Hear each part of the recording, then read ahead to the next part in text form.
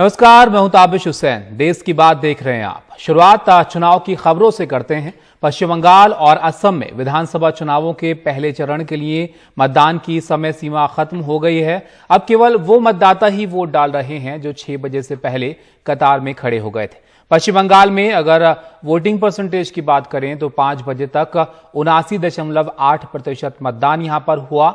यहां 30 विधानसभा सीटों पर वोट डाले गए।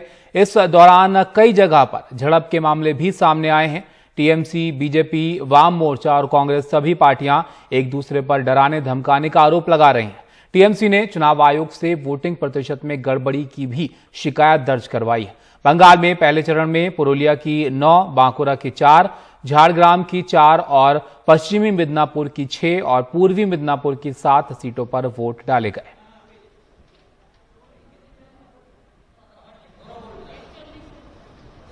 अनुराग द्वारी हमारे साथ जुड़ गए हैं, उनके पास चलते हैं इस वजह जानकारी के लिए।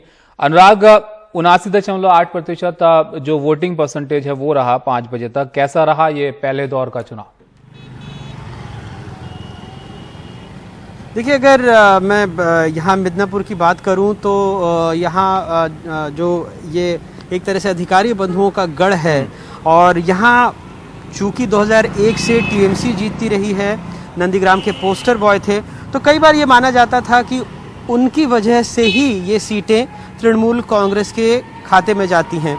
जब पिछले लोकसभा का चुनाव हुआ तो बीजेपी ने काफ़ी उथल पुथल मचाई थी यहाँ पर।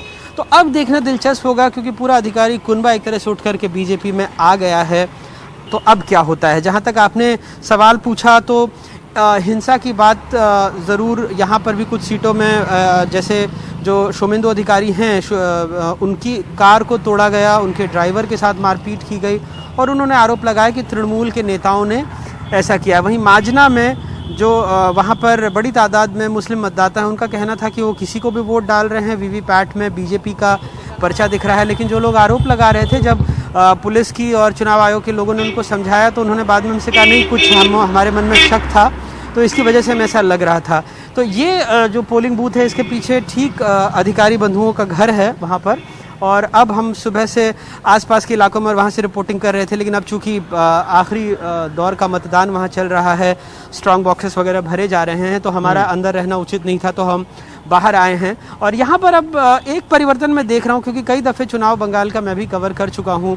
पहले भारतीय जनता पार्टी के बहुत ज़्यादा झंडे या उनके कार्यकर्ता दिखते नहीं थे। अब इस रोड में ही आपको मैं दिखाऊंगा। अगर अंधेरा हो गया, अंधेरे की वजह से मेरे कैमरा पर्सन रिजवान शायद अभी आपको दिखा ना पाएँ, लेकिन 2-3 जगहों पर मैंने देखा जो बूथ लगे हैं वो बीजेपी के भी हैं। शायद लोकसभा चुनाव में होगा ऐसा, लेकिन उसके पहले जो विधानसभा चुनाव मैंने कवर किए हैं उसमें ऐसा दिखा नहीं है। तो कम से कम यहाँ चूँकि अधिकारी बंधुओं का, जैसे मैंने कहा कि एक तरह से गढ़ रहा है, तो कई जगहों पर आपको यही दिखेगा कि बीजेपी के पोस्टर, बैनर और तृणमूल कांग्रेस के। तो कई बार ऐसे प्रतीकों से भी बहुत कुछ समझा जाता है कि चुनाव की दशा दिशा क्या होगी। हम भविष्यवक्ता तो हैं नहीं, लेकिन कई सारी चीज़ें ऐसा लगता है कि एक मजबूत ताकत के रूप में, चूंकि बीजेपी कभी यहाँ मजबूत इस तौर पर रही नहीं है ऐसे लोकसभा चुनाव से पहले, लेकिन इस बार ऐसा लग रहा है कि वो काफ़ी कुछ टक्कर देने की हालत में हैं। कुछ जगहों पर छिटपुट हिंसा की वारदातें हुई हैं, घटनाएं हुई हैं, लेकिन जैसा मैंने कहा पश्चिम बंगाल में कहीं मैं पढ़ रहा था कि 77 से लेकर अब तक चुनाव और चुनाव से जुड़ी हिंसा में लगभग 28,000 लोगों की मौत हो चुकी है। तो उस बनिस्बत अगर इन चुनाव को और पहले चरण के 30 सीटों को देखें, जिसमें जंगल महल भी है, जो नक्सली इलाका है, पुरुलिया का इलाका है, आसपास के और क्षेत्र हैं, तो कमोबेश जिस तरह से सुरक्षा चाक चौबंद की गई थी, 800 से ज़्यादा सुरक्षा केंद्रीय सुरक्षा बलों की कंपनियां तैनात की गई थी, तो लग रहा है कि काफ़ी कुछ शांतिपूर्ण ही रहा है, कुछ घटनाओं को छोड़ दें तो। शुक्रिया अनुराग आपका इस सब जानकारी के लिए। तो जैसे कि अनुराग बता रहे थे, अगर कुछ घटनाओं को छोड़ दें तो शांतिपूर्ण ही जो पहले दौर की आज वोटिंग रही वो रही है, लेकिन सभी पार्टियां एक दूसरे पर आरोप भी यहां पर लगाती हुई नजर आई हैं। पश्चिम बंगाल में बीजेपी ने आरोप लगाया कि ममता बनर्जी ने नंदीग्राम बीजेपी के एक नेता से मदद मांगी है। बीजेपी ने शुभेंदु अधिकारी के सहयोगी प्रलय पॉल का ऑडियो क्लिप जारी करते हुए कहा कि इसमें ममता बनर्जी की आवाज है और वो चुनाव में जीतने के लिए मदद मांग रही हैं। बीजेपी नेता प्रलय पॉल ने कहा कि ममता बनर्जी ने उनसे वापस टीएमसी में आने को कहा और चुनाव में मदद मांगी, लेकिन मेरी वफादारी बीजेपी के साथ है और पार्टी के साथ धोखा नहीं कर सकता। बीजेपी ने ममता पर निशाना साधते हुए कहा कि ममता को अपनी हार का डर है, इसलिए वो हमारे कार्यकर्ताओं को अपनी पार्टी में शामिल करना चाहती हैं। ওনার আজকের গিয়ে আমার কথা মনে পড়েছে তাই ফোন করেছেন, ওনার সমর্থন চাইছেন, আমি যেন ওনার দলের হয়ে কাজ করি এবং ফিরে যাই। আমরা ভারতীয় জনতা পার্টি করি, দেশের জন্য জীবন পাত দিতে প্রস্তুত। আর আমাদের প্রার্থী শুভেন্দু অধিকারী, আর অধিকারী পরিবারের সঙ্গে আমার পরিবারের সম্পর্ক দীর্ঘদিনের। তাই দিদিকে বলেছি যে আপনার দল আমাকে রেসিডেন্ট দেয়নি, একজন নাগরিক হিসাবে যেটা পাওয়া আমার অধিকার ছিল, অতএব আপনি দাঁড়িয়েছেন, দাঁড়ান। আর আমরা কোনো দলের সঙ্গে বিশ্বাসঘাতকতা বেईमानिकता করি না। ये जो टेप ऑडियो टेप हम देखे हैं उसमें राज्य के मुख्यमंत्री हैं, तो वो केयरटेकर मुख्यमंत्री बट हैं तो मुख्यमंत्री, वो गुहार लगा रही हैं हमारे एक जिला सह सभापति से कि भाई जो भी हुआ भूल चूक माफी, वापस घर लौटाओ। इसका मतलब क्या है? बहुत साफ है। अब उनको दिख रहा है कि हार का दिन आ गया, तो जैसे भी हो लोगों को वापस टानो। देश की बात में यहां रुकेंगे एक ब्रेक के लिए। ब्रेक के बाद बात करेंगे असम की।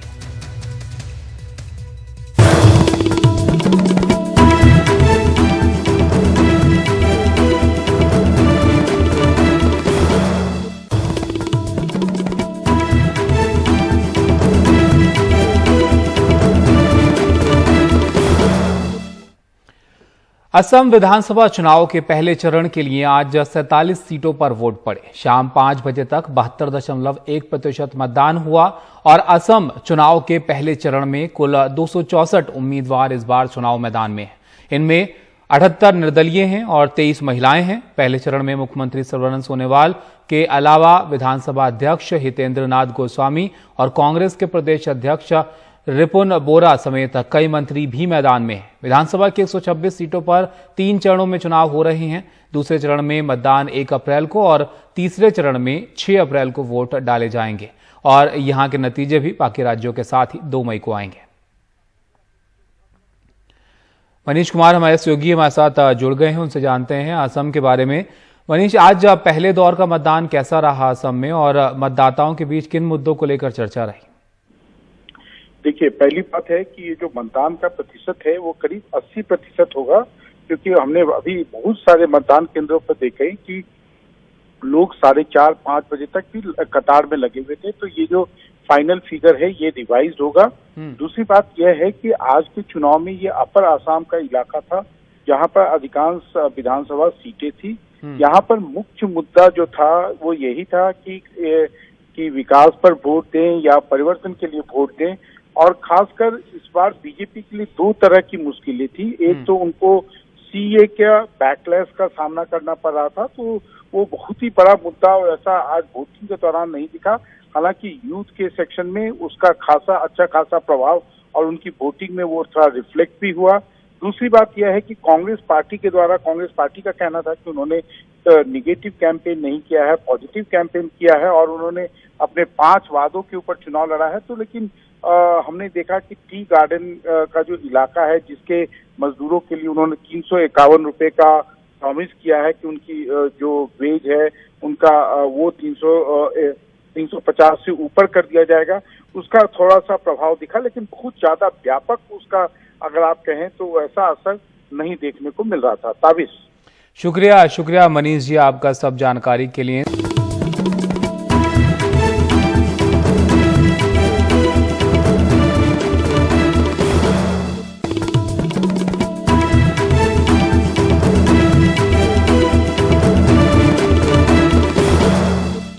अब बात कोरोना की करते हैं। एक बार फिर से पूरे देश में कोरोना का जो खतरा है वो तेजी से बढ़ता हुआ दिख रहा है। देश में कोरोना के मामले तेजी से बढ़ रहे हैं। 24 घंटे में 62,258 नए केस सामने आए हैं और 291 लोगों की मौत हुई है। देश में कोरोना के एक्टिव मामले आप देखिए 4,52,647 हैं।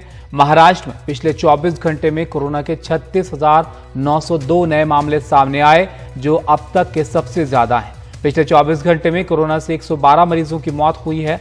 वहीं पंजाब में भी कोरोना का ग्राफ लगातार बढ़ रहा है। पंजाब में 24 घंटे में 3,122 नए मामले सामने आए और एक ही दिन में 59 लोगों की मौत हुई। दिल्ली में भी हालात कुछ ऐसे ही हैं। दिल्ली में लगातार तीसरे दिन 1500 से ज्यादा नए मामले सामने आए। 24 घंटे में 1,000 558 नए कोरोना संक्रमित मिले।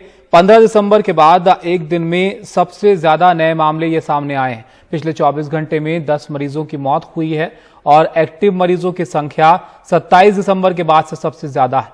27 दिसंबर को दिल्ली में 6,713 एक्टिव मरीज थे और आज 6,625 एक्टिव मामले हो गए हैं। दिल्ली में कोरोना का रिकवरी रेट आप देखें तो 97.31% है और सक्रिय मरीजों का प्रतिशत 1.01% है। डेथ रेट जो है मृत्यु दर वो 1.68% है और पॉजिटिविटी रेट 1.70% है।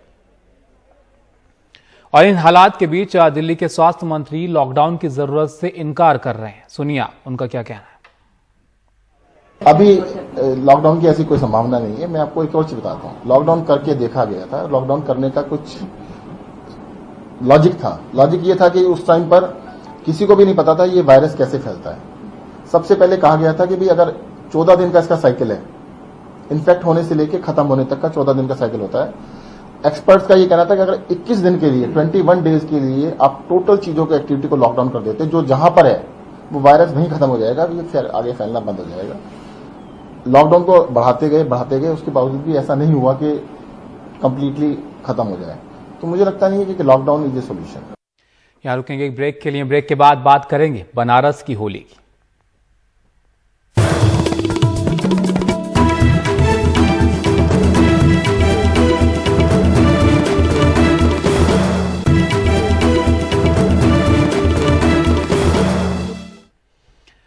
वाराणसी में होली की मस्ती की फुहार रंगभरी एकादशी के दिन से ही शुरू हो जाती है। गायक कलाकार अलग अलग टोलियों में लोगों के साथ गीतों की होली खेलना शुरू कर देते हैं। इसमें समसामयिक समस्या के व्यंग के रंगों के साथ बनारस के मिजाज की मस्ती का अबीर गुलाल भी होता है।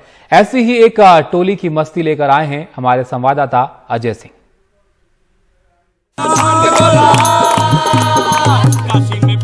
बनारस में होली की मस्ती जो है वो शिवरात्रि में शिव विवाह के बाद ही शुरू हो जाती है, लेकिन उसके बाद जब रंगभरी एकादशी आती है तो उसका उत्सव देखने को बनता है। रंगभरी एकादशी के दिन बनारस में जो बाबा जब गौना करा करके आते हैं, उसके बाद शिव के भक्त जो है वो एकदम अल्लाह और मस्त होते हैं।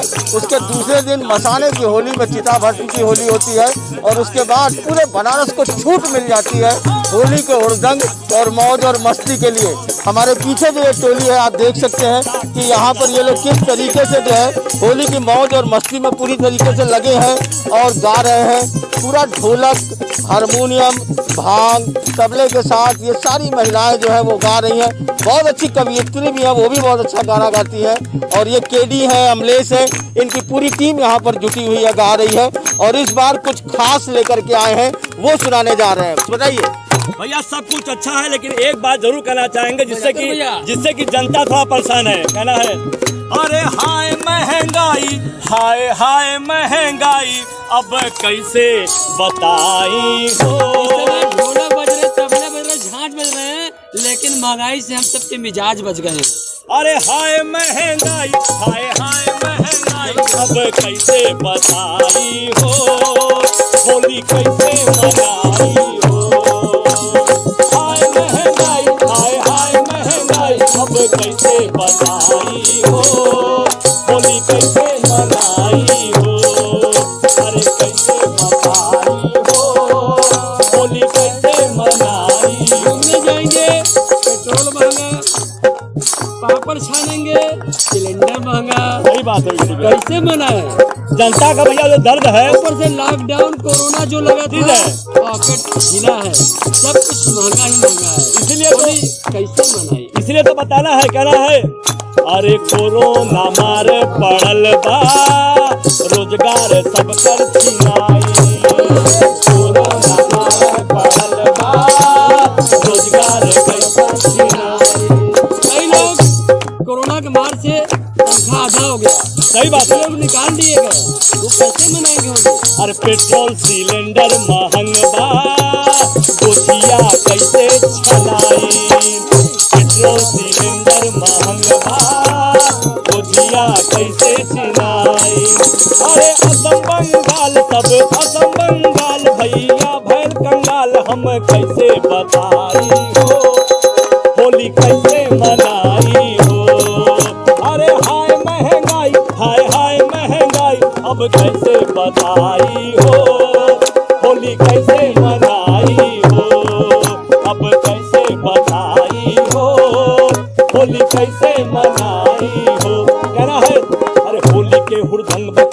बुरा न माने भाई, होली के हुड़दंग बा केहू बुरा न माने भाई। निवेदन है सरकार से कि कोई बात बुरा न माने, होली में अपनी अपनी बात जनता को कहना है कि होली के हुड़दंग बा केहू बुरा न माने भाई, होली के हुड़दंग बा केहू बुरा न माने भाई। महंगाई का मार पड़ल बा, होली कैसे मनाई, जो गिरा सारा रा रा, गिरा सारा रा रा, गिरा सारा रा रा, गिरा सारा रा रा। और महंगाई पड़ रही है, पढ़ने दीजिए। काशी है, बनारसियों की ये मौज मस्ती हमेशा बनी रहती है। काशी भैया अविनाशी रहती है, बाबा की कृपा है। जी जी जी। इसलिए यहाँ बम बम हमेशा रहेगा। और काशी जैसी होली इसलिए कहना है रंग जमाने वाला सबको झुमाने वाला, रंग जमाने वाला सबको झुमाने वाला, बनारस होली ऐसी धूम मचाने वाला, बनारस होली ऐसी धूम मचाने वाला। अपनी मस्ती में अपनी मस्ती में सब यहाँ मस्त है। काशी का फगुआ बड़ा जबरदस्त है,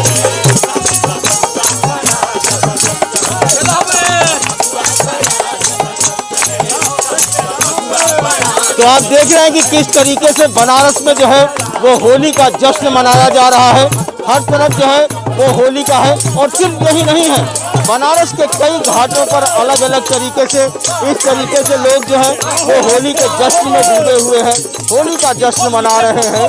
आपको भी होली की बहुत बहुत मुबारकबाद। आप भी होली मनाइए, सुरक्षित रहिए।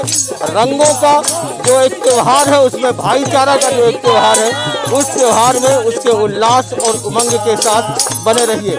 वाराणसी के अस्सी घाट से पुरुषोत्तम के साथ अजय सिंह, NDTV इंडिया।